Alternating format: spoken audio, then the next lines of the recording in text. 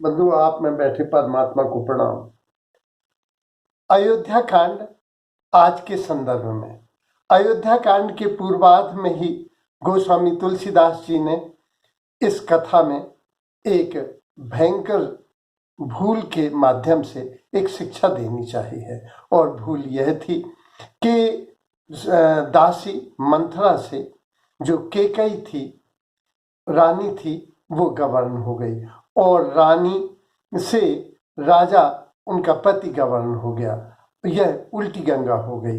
दासी से रानी, रानी से राजा गवर्न हुए, जबकि होना यह चाहिए था कि गुरु वशिष्ठ से राजा गवर्न होते और राजा से रानी गवर्न होती और रानी से दासी गवर्न होती।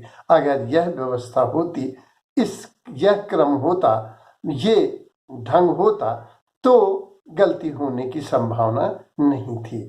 ये छोटे लोग से सम्मोहित होने पर बात बिगड़ जाती है। और तुलसी इन्होंने जो केकई थी, अब चरम सीमा तो तब आ गई जब सभी ने समझाया, यहाँ तक कि वशिष्ठ की पत्नी अरुंधति ने समझाया था कि जो परिहास कीन कछु होई तो कहीं प्रगट जनावो सोई। अगर तुमने हंसी मजाक में बात की हो तो कह दो कि ये हंसी मजाक की बात है, ये सच बात नहीं है। लेकिन वो उत्तर में कहती है कि तजो पूत और पति में, लेकिन मंथरा तेरी बात हम नहीं काटेंगे। माने सम्मोहित अवस्था में गलती होती है, और जब हम छोटों के प्रति सम्मोहित होते हैं और उनसे गवर्न होते हैं तो गलतियों की आशंका बढ़ जाती है। यही गलती महाभारत में हो गई। महाभारत में शकुनी से दुर्योधन गवर्न था और दुर्योधन से सम्मोहित होने के कारण, पुत्र मोह के कारण राजा धृतराष्ट्र सम्मोहित थे और धृतराष्ट्र से भीष्म पितामह गवर्न हुए, क्योंकि उस सिंहासन पर उन्होंने प्रतिज्ञा की थी कि इस सिंहासन पर जो बैठेगा उसमें मैं पिता की छवि देखूंगा। धृतराष्ट्र जैसे व्यक्ति जो सम्मोहित थे, मोह से ग्रसित थे, वे बैठे और उल्टी गंगा हो गई। होना यह था कि भीष्म पितामह से राजा धृतराष्ट्र गवर्न होते और उनसे राजकुमार दुर्योधन गवर्न होता और दुर्योधन से शकुनी और कर्ण गवर्न होते। लेकिन सब उठपटांग इसलिए हो गया कि उल्टा हो गया। अभी हमारी कॉलोनी में ही एक उच्च अधिकारी थे, दूध वाला जो उनके घर आता था, उनसे ऑफिसर की पत्नी विशेष दूध वाले से प्रभावित हो गई और उसने सलाह दी कि सर, बगल में जमीन बिक रही है और आप जमीन ले लें, थोड़ी खेती होने लगेगी तो अच्छा लगेगा और पशुपालन कर लें। परिणाम स्वरूप ट्रैक्टर खरीदा गया, जमीन खरीदी गई, पशु खरीदे गए। उसके लिए बड़ी मात्रा में पूंजी की आवश्यकता पड़ी और पूंजी की आवश्यकता की वजह से रिश्वत लेनी पड़ी और रिश्वत में भी पकड़े गए। तो उच्च अधिकारी से वे दूध वाले हो गए, क्योंकि छोटों से गवर्न होने के दुष्परिणाम यही होते हैं। कभी कभी छोटे हमें सम्मोहित क्यों कर लेते हैं? क्योंकि वे आपके शुभेच्छु हो जाते हैं। तो शुभेच्छु अगर हमारा छोटा भी है, हमने सुना है कि मुल्ला नसरुद्दीन खबर फैली कि तबीयत खराब हो गई मुल्ला की, तो उनका गधा हॉस्पिटल ले गया। सब लोगों ने कहा कि भाई तुम्हारा गधा तो बड़ा बुद्धिमान है, वो तुम्हें अस्पताल ले गया। बोले क्या खाक सब बुद्धिमान है? वो पशु अस्पताल ले गया था। तो छोटों से गवार नहीं होना चाहिए। कभी कभी बड़े लोग दया की वजह से, करुणा की वजह से हो जाते हैं। एक विशाल पक्षी ने सोचा कि ये चूहिया ने जन्म दिया और पानी बरस रहा है, ये कीचड़ में बच्चे परेशान होंगे, तो उसने ढक लिया। लेकिन उन चूहों के बच्चों ने उसके पर काट लिए और वो बड़ा पक्षी अंत में उड़ने में असमर्थ हो गया। तो ये हम देखें कि हम किससे प्रभावित हो रहे हैं, हम किससे सम्मोहित हो रहे हैं, हम किससे गवर्न हो रहे हैं। जब हम ऊंचे व्यक्तित्व से गवर्न होते हैं तो ऊंचाई की ओर जाते हैं, और जब नीचे से गवर्न होते हैं तो नीचाई की ओर जाते हैं। तो हमें देखना है तुलसीदास जी का इस कथा के माध्यम से यही संदेश था। इसमें दूसरा संदेश उन्होंने दिया है कि सत्य बहुत बड़ा धर्म है, सत्य ही धर्म है। इन्होंने राम के माध्यम से कहलाया है राखेव राय। वे भरत से कहते हैं कि राजा ने राखेव राय सत्य, राजा ने, दशरथ ने, अपने पिता ने सत्य को रखा और मुझ जैसे परम प्रिय पुत्र को त्याग दिया। राखेव राय सत्य मुहि त्यागी तनु पर हरियो। उन्होंने शरीर छोड़ दिया, प्रेम पन राखी, लेकिन अपनी प्रतिज्ञा को, अपने सत्य को सुरक्षित रखा। तो सत्य बहुत बड़ा है। वशिष्ठ ने राम को कई गुणों से संबोधित किया, गुरु वशिष्ठ ने, लेकिन वो कहते हैं सबसे बड़ा गुण उन्होंने लिखा है सत्य संध। जो सत्य संध, पालक श्रुति सेतु, जो सत्य का पालन करने वाला है, श्रुतियों को मानने वाला है, ये सबसे बड़ा गुण। उन्होंने गुण तो बहुत से कहे, गुरु पिता मातु वचन अनुसारी, जो गुरु पिता माता, लेकिन सत्य को उन्होंने सर्वोपरि रखा है।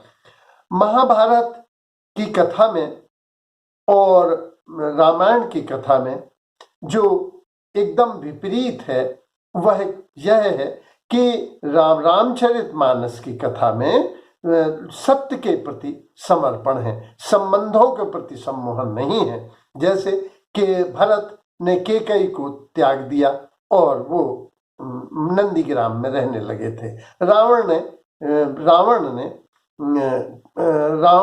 विभीषण को रावण ने त्याग दिया था, सत्य को स्थान दिया, संबंधों को स्थान नहीं दिया।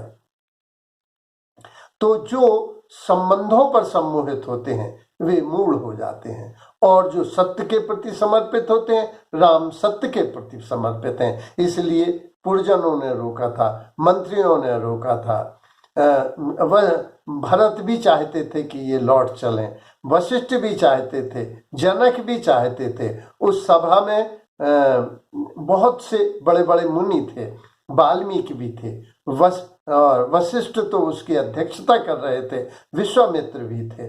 तो बड़े बड़े मुनि थे, वे सभी चाहते थे कि राम लौट जाए, लेकिन राम ने सत्य के पन को ही रखा। ग्रामीणों ने भी चाहा था कि राम रुक जाएं, लेकिन राम ने सत्य को रखा। तो सत्य को जो सुरक्षित रखते हैं, सत्य के प्रति जो समर्पित होते हैं, वे बुद्धिमान होते हैं।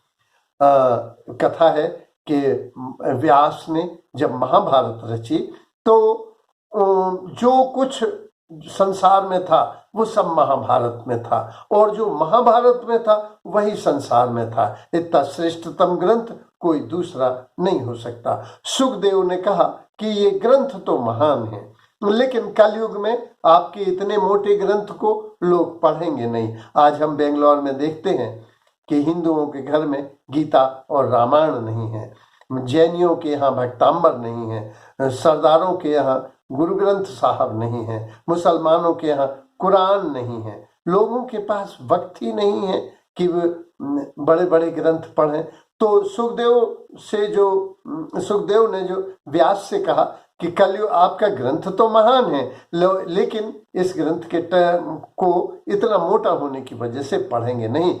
तो सुखदेव ने कहा था, तो व्यास ने कहा था कि बेटा अब मैं बूढ़ा हुआ, इसका सार मैं नहीं लिख पाऊंगा, संयोग से, सौभाग्य से मैं तुम्हारा गुरु भी हूँ, इसलिए तुम इसका सार लिखो। तब भारत सावित्री नाम के 5 श्लोक सुखदेव ने लिखे थे, और उन्होंने पिता के गुरु के सामने जब रखे तो उन्होंने कहा कि बेटा तुम्हारा गुरु ऋण तो चुक गया, लेकिन मैं तुम्हारा पिता भी हूँ। जब कलयुग में मेरा महाभारत नहीं पढ़ेंगे तो तुम्हारे ये 5 श्लोक भी जो भारत सावित्री के नाम से हैं, इन्हें भी नहीं पढ़ेंगे। इसलिए अब इनका सार तुम 2 लाइनों में बताए। तो महाभारत का सार और भारत सावित्री श्लोक का सार यही था कि जो सत्य के प्रति समर्पित होते हैं वो बुद्धिमान हैं, और जो संबंधों में सम्मोहित हो जाते हैं वे मूढ़ हैं, और उनका अंत में पतन हो जाता है। शुक्रनीति में शुक्राचार्य ने भी लिखा है कि राम ऐसे सत्य संध थे और ऐसे नीतिवान थे कि बंदर भी उनके उनके वचनों के पालनहार हो गए। और अंगद जिनके पिता की हत्या की थी, वह भी नीति और सत्य की वजह से राम का अनुचर हो गया। तो हमें सत्य को पालना चाहिए। सब धर्मों का पालन, अगर कोई सत्य का अनुसरण करता है तो शेष सारे धर्म, शेष सारे यज्ञ, शेष सारे पुण्य उसके पास स्वतः चले आते हैं। इसलिए व्यक्ति को सत्य का अनुगामी होना चाहिए।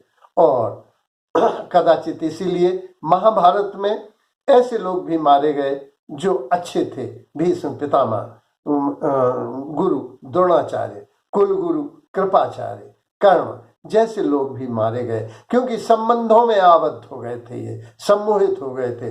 जबकि राम कथा में वो लोग एक भी नहीं मारे गए जो सत्य के प्रति समर्पित थे। मारे वही लोग गए जो संबंधों में सम्मोहित थे। तो हमको संबंधों में और सत्य में अगर चयन करना हो तो हमें सत्य का अनुसरण करना चाहिए, सत्य का पालन करना चाहिए।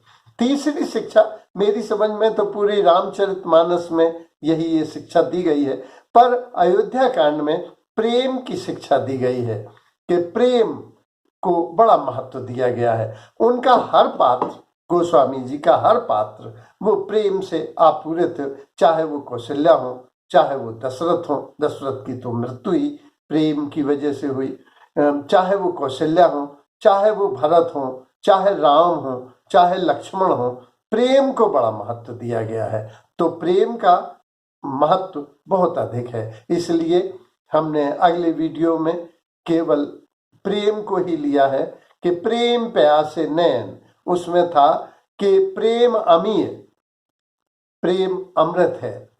भरत जो है वो पयोधि गंभीर, भरत जो है वो मद्राचल हैं और समुद्र हैं, उनसे मथ कर ही अमृत झरता है।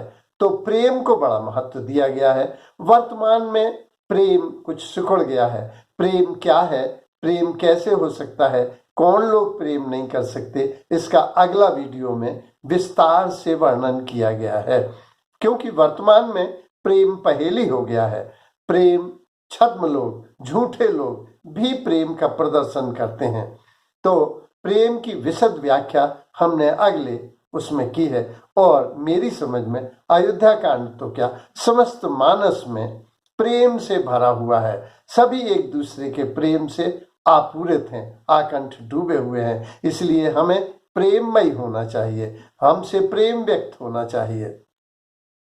हमारी वाणी में, हमारी देह भाषा में, हमारी टोन में, हमारी टच में, हमारे कार्य व्यवहार में प्रेम कैसे विकसित हो, यही रामचरितमानस का लगता है मुख्य उद्देश्य है। इसको अगले वीडियो में विशद व्याख्या की गई है।